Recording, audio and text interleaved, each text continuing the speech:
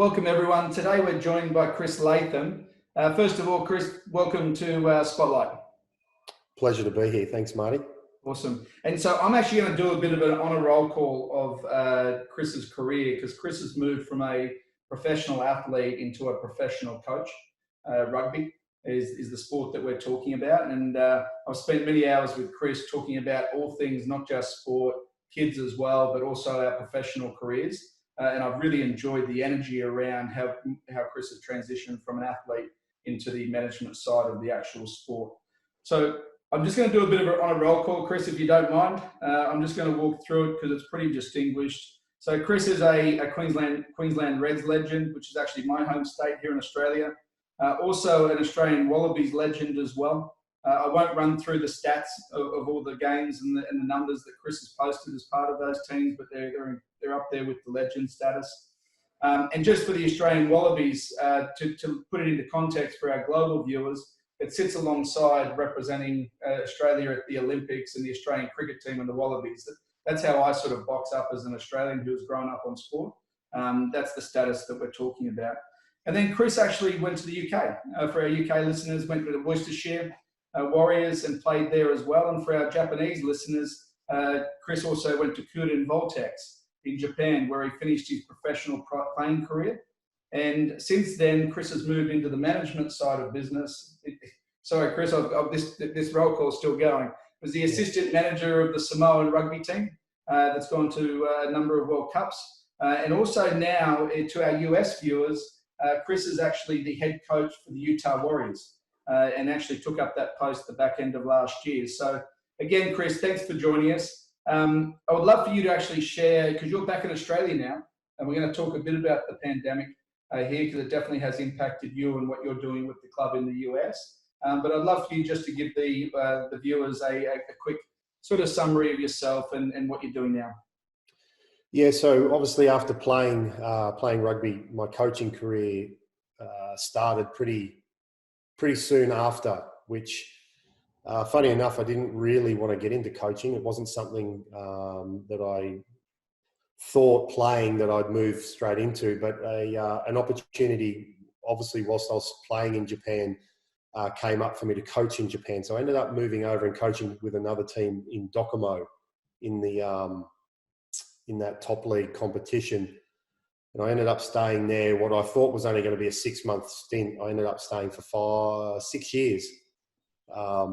So, you know, that 6-month contract ended up being 6 years. So, which was quite interesting. Yeah. Something that I found, having that language barrier and having the lack of management, I guess, profile that came as a player, it really challenged me into ways of communicating, but not only communicating, but becoming, getting my own identity on how I would manage teams and how I'd run teams. So for me, that style of start in Japan was crucial to where I guess my journey to where I am now as a head coach. So yeah, again, after leaving Docomo in Japan, I went into coaching the Samoan team. And again, the cultural differences there, the cultural, I guess, difficulty, I wouldn't call them difficulties, but the differences in how things are managed and how people are motivated. Yes. Certainly then pushed the barriers for me into looking at ways of how I looked at myself and how I spoke and how I communicated and how I came across to an audience. So again, it was a huge learning. It was a huge shift in what I thought I was capable of. It definitely put me out of my comfort zone. Yeah. I was certainly in an environment that I was very intimidated in.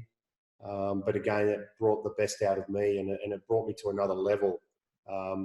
Again, which moving now as a head coach for the Utah Warriors, again, rugby's so unique where it's got a vast, I guess, a vast overall vast nationalities involved in rugby. You know, again, it's hugely evolved around being very personal with people, getting to know what motivates them. Because again, when you're looking at a group of 40 to 45 athletes that are almost to an individually motivated differently, to try and get them in line and get them working towards a common goal is, comes with its challenges. So I guess all those past experiences that I've had have led to this. And then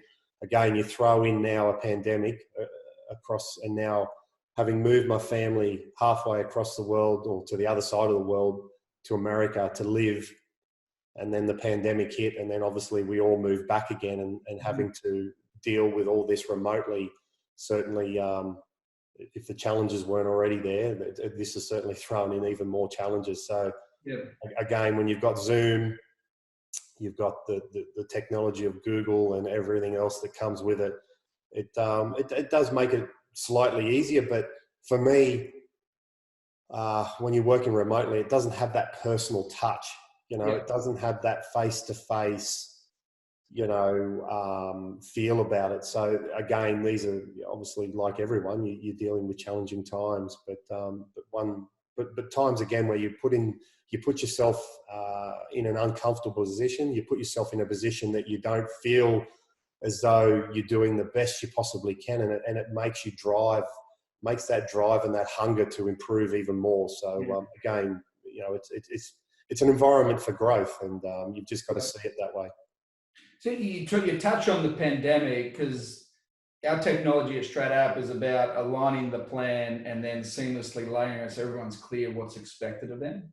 I'd just love to focus on that for a second, because the pandemic did shift. It shifted globally, everyone's world upside down, absolutely. And it impacted you, as you said, you brought the family back, and now you're doing everything from Brisbane, Australia. Right? Just talk a bit about the clarity of the plan. How important is it to actually deliver a super clear plan that everyone can understand and follow in their own way? Given that you're 14,000 miles away trying to manage a business, I'd love to hear that from your perspective. Yeah, I think having a clear plan that everyone understands is probably half of the picture of being successful. And the other half is obviously getting everyone on board and motivated and invested in that plan is the other half. So for me, it's making sure that, yes, the people that are driving the plan, that are running the plan, and are part of the business that are involved in making sure that plan keeps evolving is, first of all, you've got to have that clear. You've got to have a clear vision, a clear goal. And for me, it's about revisiting it every week. We've got to keep making sure that we're staying true to our vision, staying true to our goals, and staying true to ourselves. I spoke about it before, about not having that face-to-face personal touch. Again, having regular meetings and making sure that we're on track and everyone's staying on plan is paramount to making sure that whilst we're still away and we're still remote, when we come back into, whenever the world starts to come in back into line and we all start to work together again and we can get back to doing what we love, we want to make sure that that's a very seamless transition. And again, nothing's ever going to beat, I don't think nothing will ever beat being face to face with someone and having that personal contact. But whilst we're here, I think, obviously the Zoom and having all those type of things available to us keeps us on track. But again, like you said, having that plan that's clear, everyone understands, and everyone has that direct direction, and there's no real variance off that direction. I mean, again, every plan, I guess, needs to be pushed. Every plan needs to be questioned. And I think that's the only way as a company, or for me anyway, from a sporting organisation, you can evolve. But there's got to be time and place. There's got to be barriers. There's got to be understanding that at the end of the day, you know, we have to move in a direction. We have to go somewhere. We can't just sit level, and we just can't sit at idle. We still need to be moving forward. But I think there also needs to be time where you give, you know, your leaders and you give the people that are working for you that opportunity to question or to try and challenge that direction. Because without that challenge and without that push for change, or push to go further or climb higher, you know, you don't have that investment or that emotional engagement with your employees. So again, you know, that's something that at the moment we're really working hard on, is pushing ourselves into uncomfortable conversations that, you know, most people don't like. They don't like to be questioned. They don't like to be questioned on why, or you know, if we were to move in this direction, are we going in a better direction, or are we, you know, hurting ourselves? But if we are going to move in a better direction, then why can't we push those barriers? And you know, that's where we are at the moment. I love that. I was actually reading an article the other day that starts to talk about really what the challenges are of the pandemic, not the fact that our people are just going to be remote and everything's going to be okay. Yeah. The reality is it's not. Right. And so we should be giving the platform, we should be giving the avenues for people to collaborate differently and ask the right questions that they feel that they need to ask, without the recrimination of, no, that's not the direction that we want to take. Right. And yeah, exactly. Open discussion and platform is really important. And that's the beauty of having a background in professional sport, because, you know, on a minute scenario in a game, you are put in uncomfortable positions. You are put in scenarios that, you know, you don't get a chance to, you know, to say, oh no, I don't want that, or I don't like this. It's just, you need to react, you need to deal with it. And again, I don't think it's any different in business. If you get comfortable in being uncomfortable, if you get comfortable with being questioned on a daily basis, then, you know, all of a sudden you'll see that, you know, this is all right. Actually, I'm fine. I'm not being interrogated. I'm actually being pushed to be better, and to be better is what we all want to be. Yeah, fantastic. Absolutely, all on board. All on board. I'm going to talk about, because you talked about 50% of the plan and how important it is to have a clear plan, engagement, and then you spent to the other 50% of people being on board, being able to question. I love the whole framework and the model. Let's talk about team dynamics, because you've been incredibly successful teams, and you've actually now working in two sides of the fence. Yes, you are a professional head coach, but you're also working with administration as well, right? When you think about it, it's probably one of the most complex roles in the world, as a leadership role. From a team dynamics perspective, what are some of the things that you've seen that have been incredibly successful? Yeah, again, I think for me, it's having people invested in that program, not only emotionally, but personally invested. You've got to make them feel that what they're investing in has a part of them involved in it. Mm-hmm. So again, when it comes to planning, when it comes to having an idea, or when it comes to having a direction, you know, you need the people that are going to actually be executing that plan. You need them to feel as though they have a part of their DNA invested in it. Yeah. Once you have them emotionally involved in it, then you know you've got them. You know that they're going to give you 100%. You know they're going to lay down and die for that program. And, you know, when it comes to sport, you know, I always give the analogy that when you're 5 meters off your line and you don't want the opposition to score, you know, you have to put your body on the line. Mm-hmm. It's very easy to know that whether you're 50 meters out for your line, well, I can give them that meter, or I can give them that centimeter.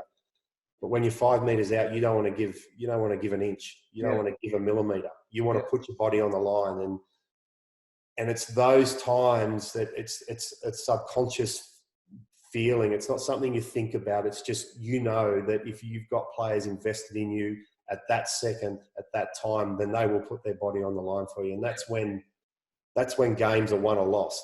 Yeah. So for me, it's just making sure that I have that. If I have that emotional investment, then I know that I'm on the right track. And if I don't, then it's just basically finding ways of how to emotionally involve them, how to get them connected to the direction that we want, how to get them to question, but not question in a sense where they're just coming up with willy-nilly things. It's making them question in a direction that I want them to head, in a direction that I feel as if I could get that individual to walk this line or walk this avenue.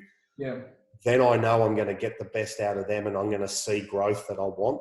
And as I talk, these are things that I never thought that I would ever talk about. These are things that I never thought were really relevant, but the more I talk about it and the more that I do it, the more I actually see that was me as a player, and the good leaders and the good coaches that I had, they were able to bring that out of me. And that's what made me who I was and how I was as a player. So I guess that's what I love about being a head coach and being a coach, is having that ability to guide people in a direction that not only I feel will be beneficial for them, but they actually believe themselves that if they follow this direction, or they question that direction, question me into why they want me to go there, and we find a common ground and a common corridor for us all to walk, then it's amazing transition, and it's something that I really love doing. But let's talk. You touched on leadership. Share with that, because you've not only the leaders that you've been in teams with or organisations with, but think about some of the great players and organisations you've played against, because you've come up against the best of the best in the history of the game. What are some of the best leaders that you've seen, and what was the trait that what are one or two of the traits that really stood out for you while you walked off that field and said, "Wow"?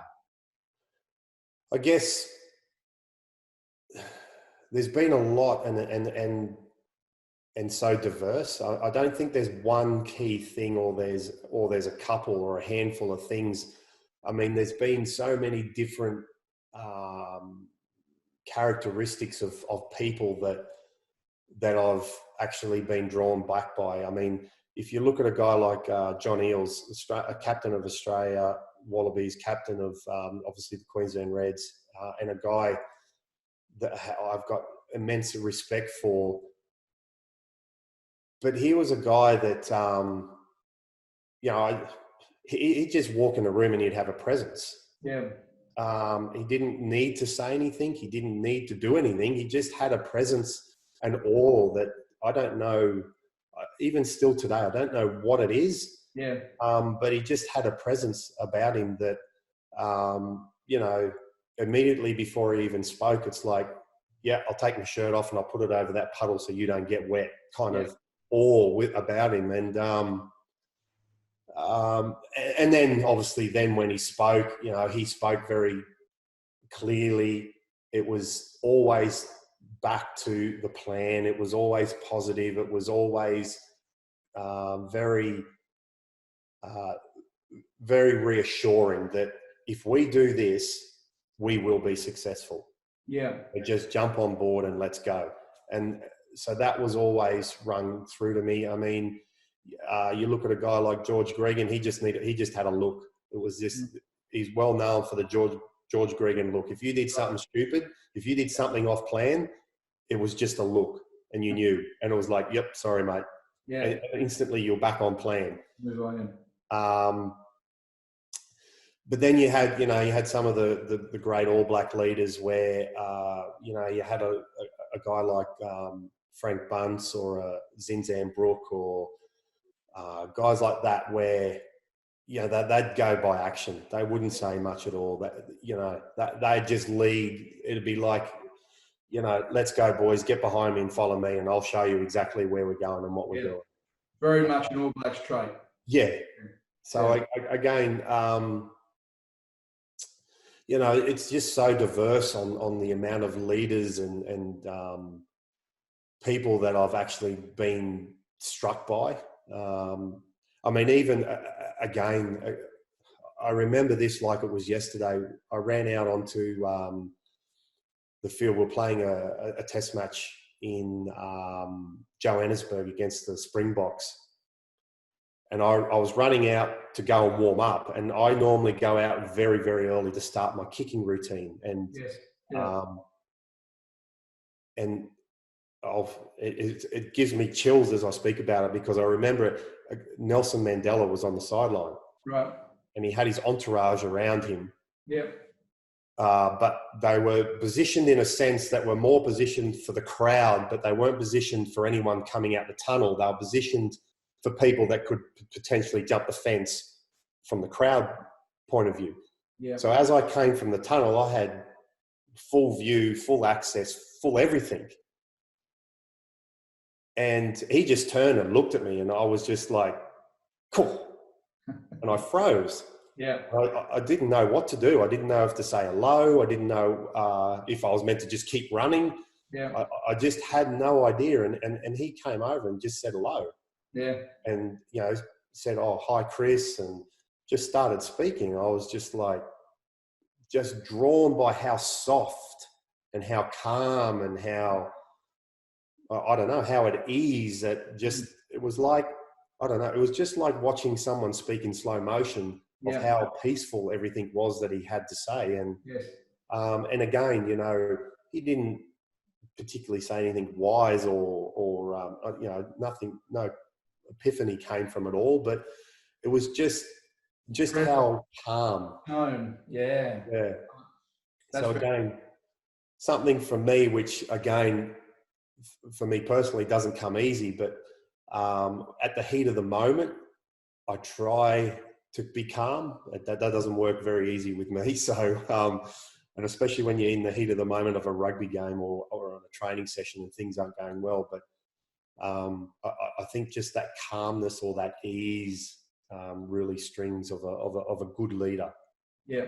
And so I'm going to actually lead into the next question, which actually touches on this, because I think what you just said about being calm, being focused, and you look at individuals, and you talked about some very high-profile individuals. Their purpose is so clear. Yeah. So that's why I see the calmness and there's no commotion, because once you know what your clear purpose is, and we're big fans of Simon Sinek, and he talks a lot about the why. You know, what's your why? Do you actually know what it is? And talks a lot of energy about that. And we've also enabled that inside the technology to have everyone understand not just what's clearly expected of them, but what are they doing that contributes to the outcome.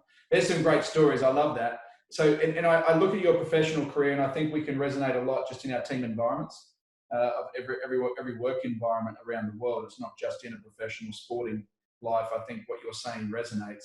So let's shift for a second to a professional sporting career to a professional coaching career, right? And let's look at the coaching career. What's been the biggest change or difference and challenge that you've seen that you needed to transition? Because the way I relate to that question in a professional sporting sense is individual contributors who are part of a team who then take up a leadership role. And they're two different things. They're not suited for everybody. All right. So what's that biggest change that you've seen moving from a player to actually a professional coach? It's actually being true to myself to know that it's okay to be wrong, that I don't have to know everything, has probably helped me the most, to be honest. Yeah. Me inside personally. And again, I'll come back to that calmness and again, what you said about the why. You know, obviously, if you don't have that direction, and then you become very panicky, and if you don't have those answers of why to yourself, then obviously you start to become very withdrawn or very within yourself, and that becomes very evident to people when you're trying to obviously manage or give direction. But the biggest thing for me also, and I was always clear on the why and I was always clear on the direction. But the biggest thing that I was never clear on was I always felt that I had to have every answer. I always felt that because of my background and where I'd come from, I had to know everything. And the minute that I realized that I didn't, and it was okay to be vulnerable, and it was okay to actually say sorry, and it was okay to put my hand up and say, you know what, my bad. Let's now move to where we should be moving for the better, as opposed to, no, this is where I want to go. And this is, the reality is I'm only digging myself a bigger hole to try and save my own ego. Yes, yeah. As opposed to just put my hand up and say, sorry guys, my bad. Yes, we are better off going in this direction. You are right. And you move forward. And I think for me, you know, I've spoken to a lot of people about that scenario, and you get mixed